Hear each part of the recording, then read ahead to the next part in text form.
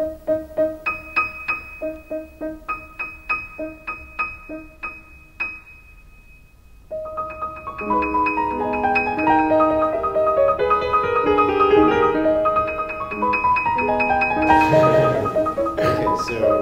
Piazzolla. Switching gears again. Yeah. So if that was a huge contrast between Rite of Spring and Abendlied, we're in for another huge shift. Piazzolla is the master of tango. Yeah, it's not such a big shift. I mean, that last piece was about romance, and this next one is as well. But we tried to emulate the romance of the tango in the way we designed the piece for four hands at one piano. So there's a sense of danger, like when you watch a tango dancers, you know they're going to trip each other. There's that sense of danger. There's also the physical friction and charged chemistry that you might find in a pair of dancers. So also emotional danger. You know, yeah. I feel like there's something so seductive and intense, you know, in the tango. Almost more than any other dance. Yeah. There's almost a feeling of antagonism. Yeah. It's like, yeah, it's almost like the love-hate relationship, you know? Yeah.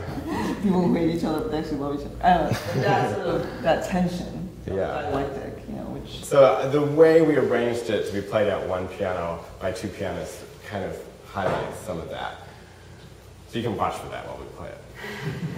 I mean, there's also, I mean, this being another dance, because obviously the Rite of Spring is a dance. Yes. Yes. And, I mean, it really struck me how much of the dance element got transcribed into your fingers, really. Absolutely. Nijinsky's sort of, everything, for those who don't know, classical ballet has sort of like an outward thing. It's trying to be more, the dancer's trying to be sort of beyond their own body, whereas Nijinsky was kind of like inside, showing like the grotesqueness of it and cramming things into a major seven.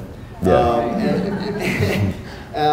So I'm curious, how did tango, you know, is that antagonistic love-hate sort of complex dance transcribed to piano? We can show you examples at the piano. Should we show you now or should we show you after? Do the slow-mo repeat, like action shot, or should we do it beforehand? Let's hear it first and then let's do the slow-mo after. The slow-mo afterwards. But yeah, I mean, you can watch and think about what elements could be from the original dance transcribed.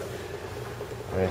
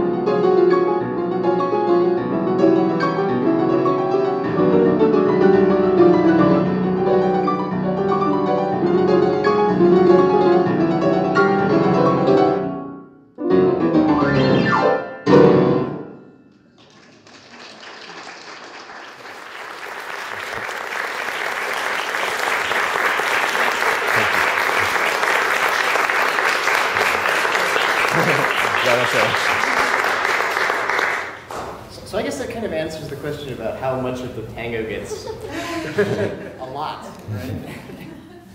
The hope. Well, the very first thing, which didn't happen as clearly as it does in some other instruments, Yeah. is the damping of the strings. Which We're kind of actually- exploring the unknown, Well, that. both as dancers would and as pianists would. But even sort Don't of usually beyond- venture in. Right, even beyond like the aesthetic philosophical sense, though, was also it's so cool hearing the timbre of a tango band. You know, with the Yeah. accordion and you have like violin and whatever, you know, percussion, and we wanted to kind of highlight the texture of that. Yeah. And in order to do that, we had to sort of find a way to isolate the kind of melodic line on top Mhm. that you were playing and the accompaniment material, which I was trying to sort of dampen on the strings. But people always think that we're like plucking it. And it's- I wish we were that talented. Yeah, that's, I mean, it really, I think it really works. But I mean, the sound of, I guess you'd call it a dampened piano. Yeah, exactly. A muted piano or something.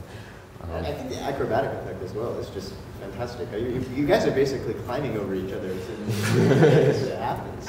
Well, when we actually started with the medium, you see, we originally played only on 2 pianos, and we'd get concert requests, and the facilities would only have 1 instrument. And it was like, well, do we play the whole concert on 1 piano, or just not play at all? And you know, we're optimists. We got to find a way to make it work. So we initially didn't like the genre because of its kind of quaint, domesticated feel. We wanted something that really could work on stage. And so we looked at the repertoire, didn't find too much that interested us. The Rite of Spring obviously did. But we said, well, we're just going to have to compose some of our own music, or at least arrange some of our own music to make this work the way we'd like. And then we started asking ourselves, you know, what can we capitalize upon? And it just made sense. Our 4 hands are so similar to a 2 pair of feet on a dance floor. And how can we use that to our advantage? And that was one of the first pieces, and the next piece we'll play, it was also one of the pieces that came out of that period when we were trying to find ways to make 4-hand piano playing exciting.